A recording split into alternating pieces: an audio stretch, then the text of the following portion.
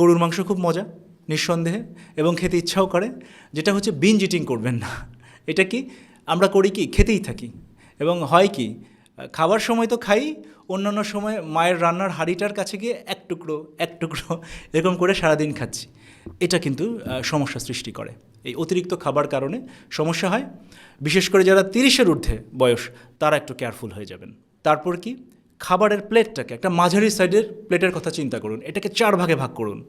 4 ভাগের 1 ভাগে কি থাকবে? রুটি বা পোলাও বা ভাত থাকলো 1 ভাগে। 1 ভাগ রাখবেন কি সালাদ, শসা টমেটো দিয়ে সালাদ, ক্যাপসিকাম দিয়ে খুব সুন্দর করে সালাদ। আরেক সাইডে রাখবেন সবজি এবং লাস্ট যে ভাগটায় সেটাতে রাখবেন কি, সেটাতে রাখবেন হচ্ছে গরুর মাংস বা খাসির মাংস যেটাই রাখেন 2-3 টুকরা। এইভাবে অ্যারেঞ্জটা করবেন, তাহলে কি হবে? এক তো আপনার এই যে সমস্যাগুলোর কথা বললাম, পেটের গ্যাস কোষ্ঠকাঠিন্য এগুলো কিছুই হবে না। 2 নম্বর একটা মজার জিনিস দেখবেন, সেটা হচ্ছে কি যে আপনার শরীর ভারী লাগছে না। খাওয়ার পরে কিন্তু অনেকেরই শরীর ভারী লাগে, বিশেষ করে ঈদে আমরা কী করি, একটু বেশি খেয়ে ফেলি এবং ব্যালেন্সটা ঠিক থাকে না খাবার, এই জন্য আমাদের শরীর ভারী লাগে।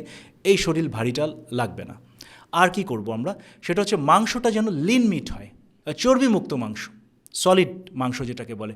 কারণ এই যে পেটের গ্যাস এবং কোষ্ঠকাঠিন্য এর পিছনে কিন্তু দায়ী হচ্ছে চর্বিযুক্ত মাংসগুলো। চেষ্টা করবেন লিন মিট খাওয়ার, চর্বিটা অ্যাভয়েড করব আমরা।